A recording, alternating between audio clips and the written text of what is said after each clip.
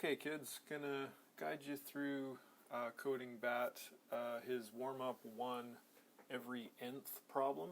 And what I'm going to do here is I'm going to kind of show you how this would look both in Visual Basic that we were using in class, as well as what it'll look like in Java here. So I'm going to kind of bounce back and forth, and my goal with this one is to give you a feel for how the formatting looks and where they kind of match up. So what I've done here in Eclipse is I've got just a class created, which I've just called warmup_1_everyNth, just to have a spot to write some code in. And I've just copied and pasted this sub that he gives us, just pasted it into Eclipse. So I'm going to minimize this for a sec. If we were doing this in Visual Basic before spring break, here's what that would look like. This would be a public function, and it's called everyNth, so notice how that matches up. The first thing in the brackets here that you're going to provide to it is called str, so str here as well. And in Visual Basic we would say as string. In Java we don't use the word as, we just give it the type in front. So string str is the same as str as string. And n as integer, just int n. So integer gets abbreviated to just int, lowercase I.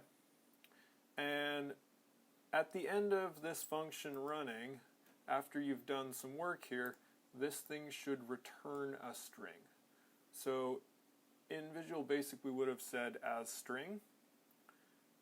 In Java we're going to put the string in front. So kind of like string came before str instead of str as string, the as string part kind of goes in front. So that's why string shows up right here. And then, like I showed you in the previous video, in VB we would write out end function. In Java you just use a curly bracket here.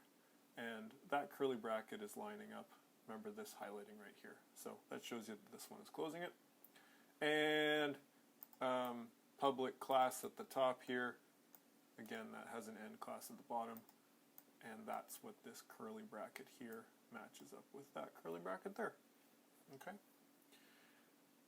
So, the problem that we're trying to solve here is going to be every n characters we add it to our result. So, out of miracle, we're going to grab the letter M, which is at index 0. And it's going to go every second letter. So it's going to skip I and then add R. So here's our R. Skip A and then add the C right here. Skip L, add E, and we got to the end of the string, and that's going to be returned. So if we were doing this in Visual Basic, it would look something like the following. I'm going to need to have an dim I as an integer, which I'm going to start out with a value of 0 so that it can be my index out of the string that I'm looping through. And now I'm going to run a while loop while I is less than the string.length.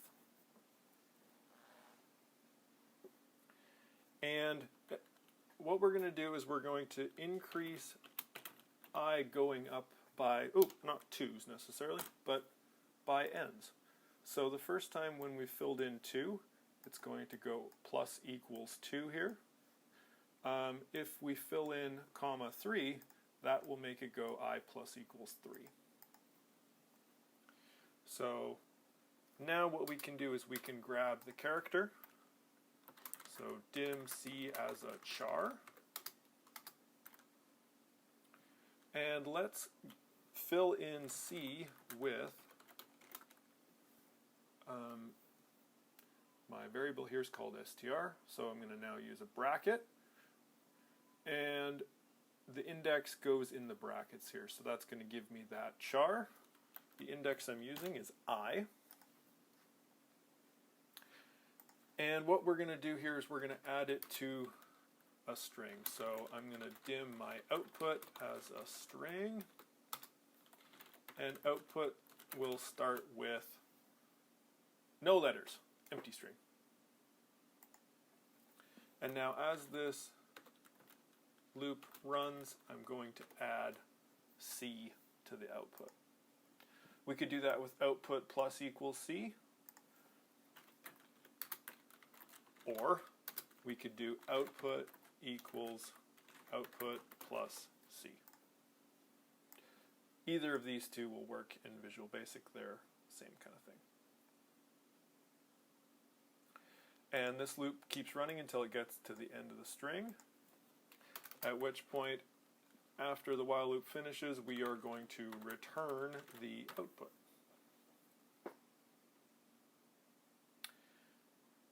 So that's what it should look like here. What I'm going to do is I'm now going to show you how to translate this into Java code. So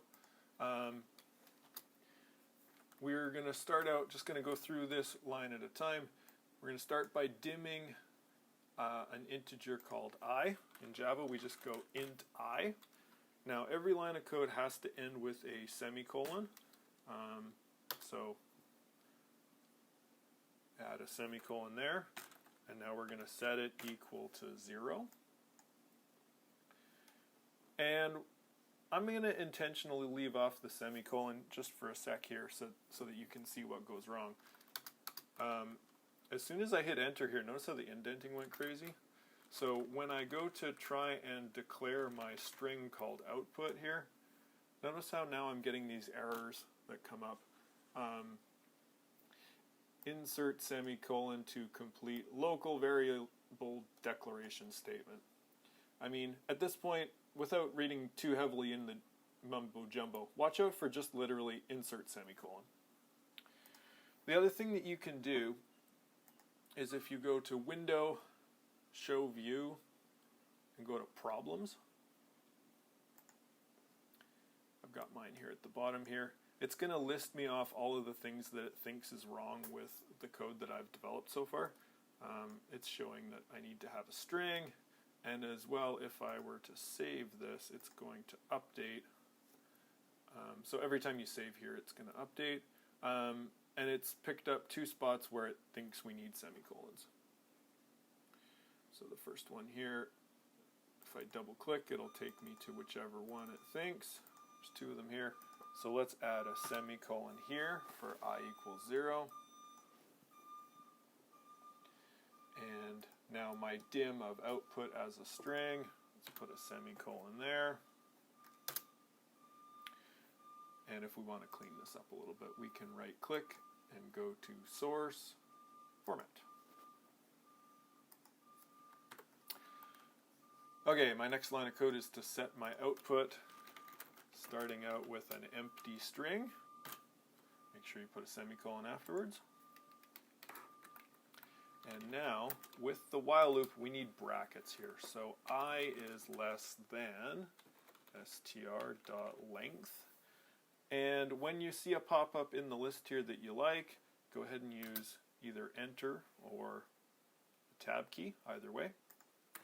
And then, because the end while here is going to be a curly bracket in Java, you open a bracket here, and Eclipse will automatically make you a closer as you push Enter. Let's see what that looks like so far. Okay, so Eclipse is saying we need to have a return a result of type string. So that's going to be like my return output at the bottom here. So let's put that in. And it's literally exactly the same. Return output and semicolon on the end. And as soon as I've saved it here, this right now is allowable Java code. It's not going to complain when we try to run it, which is good. And let's maybe as soon as we've got something that doesn't have any errors in it here, let's just try copy paste this into CodingBat and let's see what happens here. So I'm going to paste and go. Okay, so it's got an error here saying that these are timing out. Makes sense because our code is not finished, but it does seem to run, so that's good.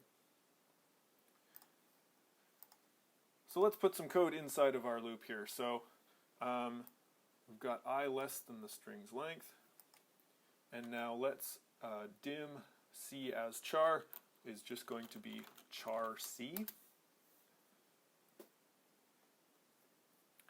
And now in Java, we're going to get the character at index I.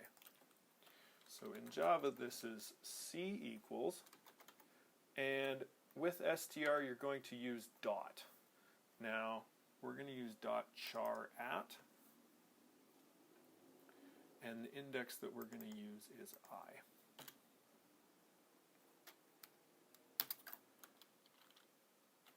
And now let's add it to our output. The code for this is exactly the same. So output equals output plus C. Don't forget your semicolon at the end. And now I can go up by n. Save. Problems view looks okay.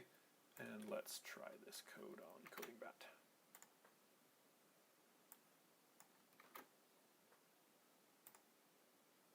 Correct.